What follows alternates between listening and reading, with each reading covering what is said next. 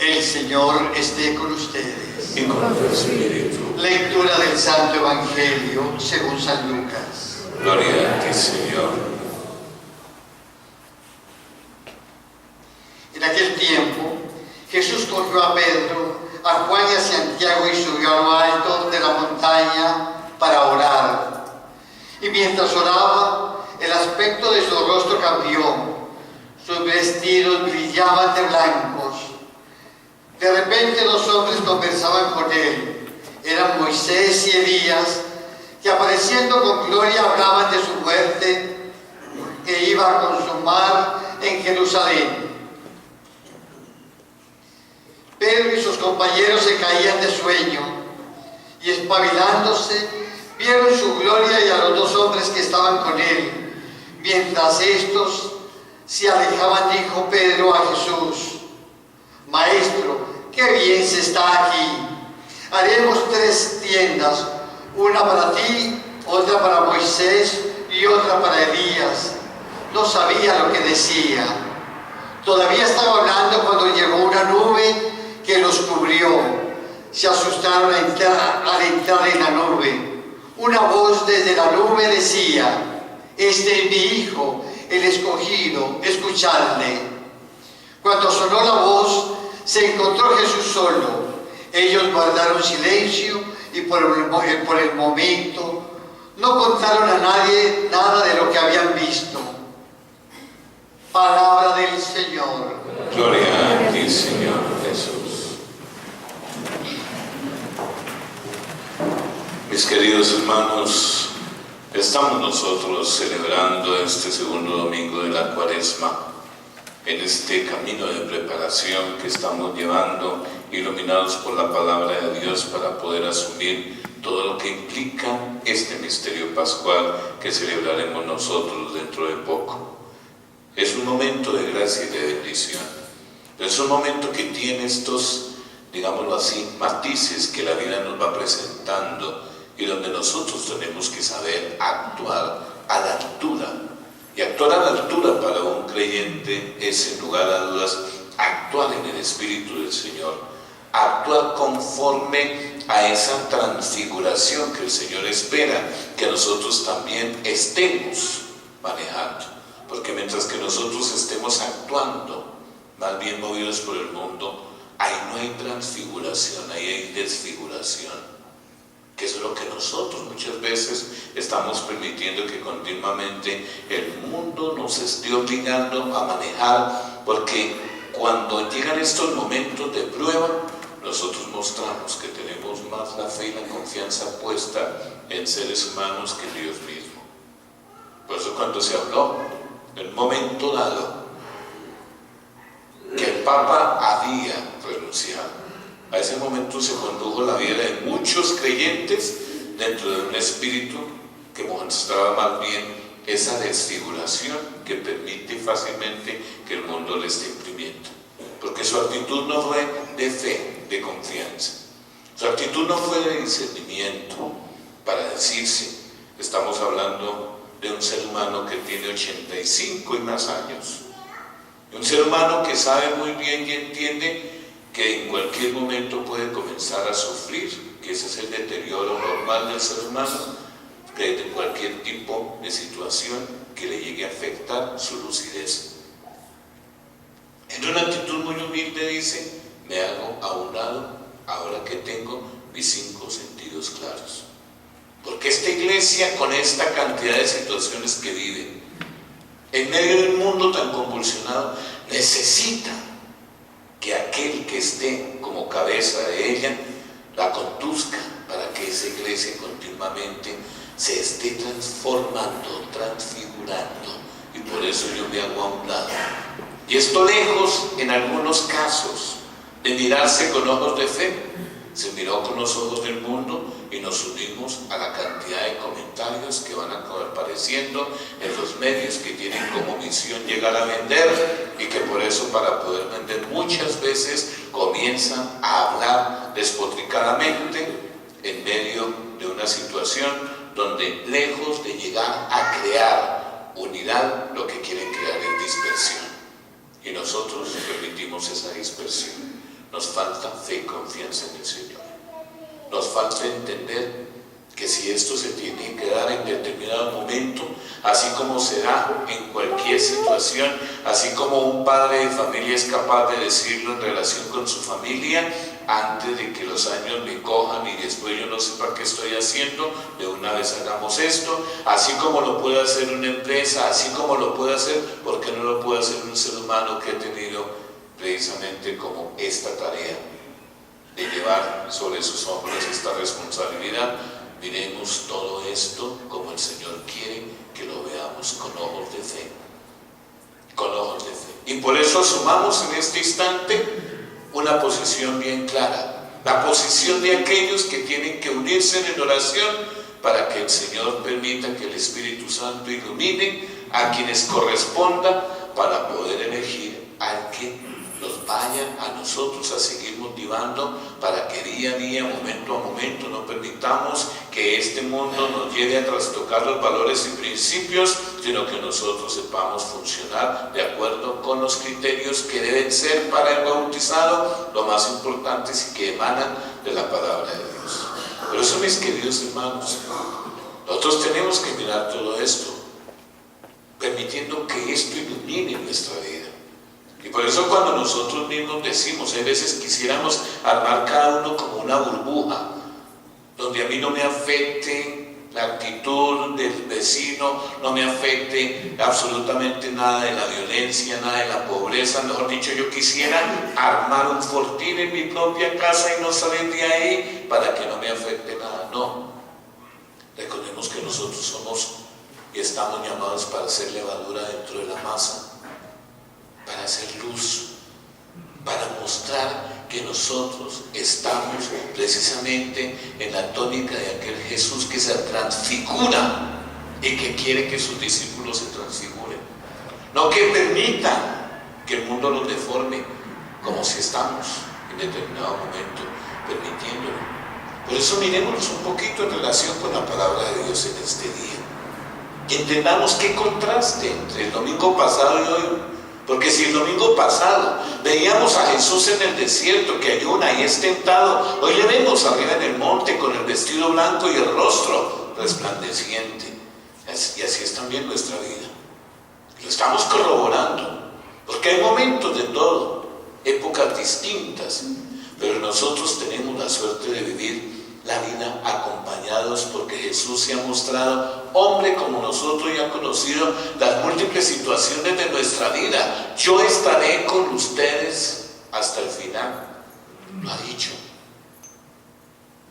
¿Qué le dice a Pedro cuando le pregunta precisamente quién dice la gente que soy yo? Pedro le responde y le dice: tranquilo Pedro, esto que tú has dicho en la profesión de fe que hace Pedro, no te lo ha revelado nadie de carne y hueso, te lo ha revelado mi Padre, el Espíritu. Y por eso yo te digo, Pedro, mira, te lo aseguro, tú eres la cabeza, tú eres la piedra sobre la cual se va a amparar precisamente esta parte visible, donde yo estaré, pero esta parte visible, y ni siquiera el poder del infierno prevalecerá. Y eso nos tiene que dar garantía para tener esperanza en que al final de toda esta situación saldremos nosotros con lo que Dios quiere, con lo que Dios quiere. Y por eso es: Señor, hágase tu voluntad aquí en la tierra. ¿No lo decimos así? ¿O es que lo estamos diciendo tan automáticamente que nosotros mismos no tenemos como claro qué es decirle: hágase aquí tu voluntad en la tierra? Permitamos que se haga la voluntad de Dios. Unámonos en oración para que se haga la voluntad de Dios. Porque nosotros vemos que estos contrastes entre el domingo anterior y el evangelio de hoy, es decir, este momento, mis queridos hermanos, expresa también gráficamente el camino que sigue Jesús. Porque de una vida que sale de pruebas y contradicciones y que termina con la muerte, ¿y qué muerte? A la vida de resucitado y glorioso a la derecha del Padre. Porque también ahí es donde cada uno tiene que colocarse para verse que nosotros hacemos nuestro camino esperanzados, porque al final encontraremos como Jesús la alegría definitiva, el sin ocaso, la vida en plenitud. al final vamos a encontrar que quien suceda al Papa no va a ser cualquier perico de los palotes. El que suceda al Papa es el que el Señor mismo nos va a colocar. Y por eso nosotros, lejos de permitir que se nos sigan como que colocando cábalas y diciendo, es que los medios ya están apostando, como cuando hacen los famosos, digámoslo así, rating de sintonía, o cuando hacen las famosas encuestas políticas. Entonces el cardenal de tal lado, no porque ese fue malo, el cardenal de Washington, ese tipo lo han vuelto una cantidad de cuentos, perfecto. Entonces comienzan y nosotros nos dejamos meter ahí, lejos de estar diciéndole, Señor, Señor, el mundo piensa así, ayúdame simplemente a mí a entender que aquí se va a hacer de lo que tú quieras, lo que sea tu voluntad.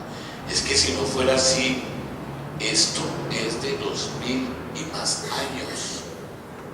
Y ahí está la prueba grande que ni el poder del infierno la ha derrotado. Ahí está la prueba más grande que ni siquiera el ser humano, con todas sus deficiencias, la ha llegado a hacer que se desmorone. Ciertamente el pecado lo que ha hecho es purificarla, porque donde se ha sobreabundado el pecado, ahí ha estado la gracia para sacarla adelante. Y por eso, sin embargo, no pensemos que se trata, mis queridos hermanos, en este instante de realidades contrapuestas, no, al contrario. Recordemos cada uno de nosotros que así como en un determinado momento a la luz del Evangelio, Moisés y Elías hablaban de la muerte de Jesús que tenía que suceder en Jerusalén, es importante que lo entendamos. Es porque Jesús ha vivido ya muerto de esta manera que ahora es glorificado por el Padre. Y por eso, cuando el resucitado se encuentra con sus discípulos después de Pascua, les muestran las manos y el costado traspasados, porque no se trata de una comprobación o de un experimento, de ninguna demostración. Se trata de decirnos a todos nosotros que aquel en quien creemos y esperamos, el resucitado glorioso, el Señor de la historia, el principio y el fin de todo, es aquel Jesús nacido de la Santísima Virgen María, que ha recorrido los caminos precisamente de la Palestina de su tiempo, que ha sido probado, que ha culminado su vida muriendo en una cruz, perforado por los clavos y por la lanza. Y este es el camino que le ha conducido precisamente a la gloria. Este es el camino. Y Él siempre nos lo dijo a nosotros: mírenme, que yo soy el camino, la verdad y la vida. Y si ustedes quieren ir a la gloria de Dios, tienen que ir por mí. Tienen que pasar también, como yo he pasado, por estos momentos de dolor, estos momentos de entrega, estos momentos de purificación. Sí, porque la resurrección del Señor es como el fruto de su vida y de su muerte en la cruz. Por eso, ojalá que nos acordamos, como decía el Evangelio el domingo anterior, el domingo pasado, Jesús, lleno del Espíritu Santo, volvió del Jordán, y durante 40 días el Espíritu Santo lo fue llevando por el desierto mientras era tentado por el diablo. Ahí tenemos nosotros, el Espíritu conduce al Señor durante toda su vida, porque Jesús es el hombre lleno del Espíritu de Dios, y por eso es el Hijo de Dios. Jesús es el hombre fiel en todo al Espíritu de Dios. ¿Y cuál es el fruto de esta vida y cuál es el desenlace? La vida por siempre con Dios el Padre, la glorificación. Mis queridos hermanos, claro está que el Espíritu de Dios conduce a Jesús durante toda su vida terrena, sin ahorrarle nada de lo que forma parte de nuestra condición de seres humanos. Le resucita y le glorifica. De ahí que qué hermoso, le dicen al Señor, qué hermoso es estar aquí, haremos 3 chozas. Y la exclamación de Pedro recuerda aquellas palabras que muchas veces hemos escuchado cuando se nos dice: yo que quería de tener tantos instantes de cada día para hacerlos eternos en mi corazón. Y eso nos pasa a nosotros, de tener instantes para hacerlos eternos.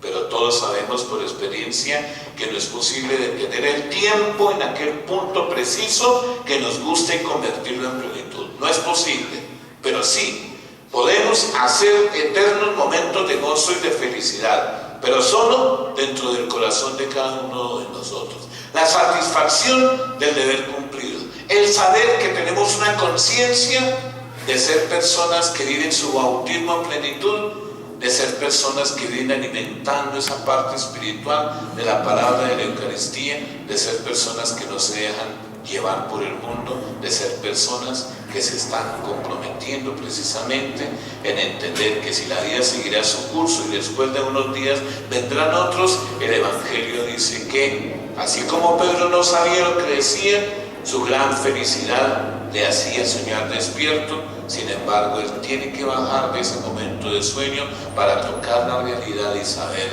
que para asumir esa realidad su maestro le garantiza que lo acompañará todos los días, siempre y cuando él se lo permita. A nosotros también. Por eso la voz desde la nube, en cambio, sí sabía lo que decía, porque es una voz que llama.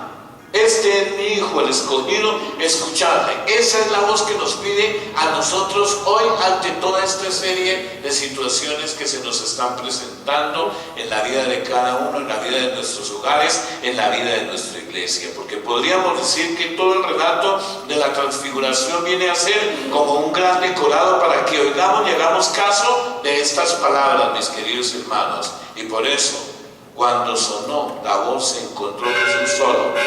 Se ha desvanecido la visión, se ha roto el encanto, ha sonado indiscutiblemente ese momento, mis queridos hermanos, en el cual la realidad hay que asumirla. Pero para asumirla tenemos que saber escuchar la voz del Señor. Y la voz del Señor nos pide: ahí está mi Hijo amado, en quien me complazco, aliméntense de Él, fortalezcan su vida, déjense guiar por Él. Recuerden que Él es el camino, la verdad y la vida. Por eso el relato de la transfiguración se sitúa en un momento clave de la vida de Jesús. Porque pasados los primeros entusiasmos, el pueblo empieza precisamente a entender que Él está puesto para cosas grandes y que quien se una a eso que Él le ofrece, indiscutiblemente tendrá la posibilidad de pasar a la gloria de Él. Pero quien esté actuando como Pedro, porque acordémonos que después Pedro, ante el anuncio de la pasión, le está tratando de hacer desistir y se lo lleva aparte, y el Señor tiene que decirle a ese momento, y muchas veces nos tendrá que decir a nosotros cuando no estemos pensando y dejándonos llevar por el mundo: quítate de mi vista, Satanás. Tropiezo eres para mí, porque tus pensamientos no son los de Dios, sino los de los hombres. Por eso ahora la voz de la nube pone la rúbrica de Dios. Él, el Padre, nos dice a todos nosotros hoy también, ante todas estas circunstancias, que este Jesús es el Hijo, el escogido, que tenemos que escucharle. Mis queridos hermanos, afiancemos una vez más nuestra fe en el Señor, en este día, en esta semana especialmente. Afiancemos nuestra decisión de escucharle y seguirle. Dejémonos conducir como Él se dejó conducir por el Espíritu de Dios. Nosotros también permitamos que el Espíritu nos ilumine. También nosotros lo hemos recibido en el bautismo, y la gran mayoría en la confirmación lo hemos confirmado, y también nosotros somos hijos de Dios, y por eso nos reunimos en esta oportunidad como lo hacemos cada domingo, y estamos convocados para celebrar la Eucaristía y saber que ella está la fuente de vida, para que nosotros podamos con fortaleza seguir caminando en medio de este mundo para hacer luz, para hacer levadura, no para hacernos unas chozas y quedarnos ahí como que escondidos, no, sino para alimentarnos con el pan de la Eucaristía y volver luego a lo que es nuestra vida de cada día, a las alegrías, a las luchas, al esfuerzo, pero nunca solos, sino sabemos que está el Señor con nosotros. Hagamos nuestra profesión de fe.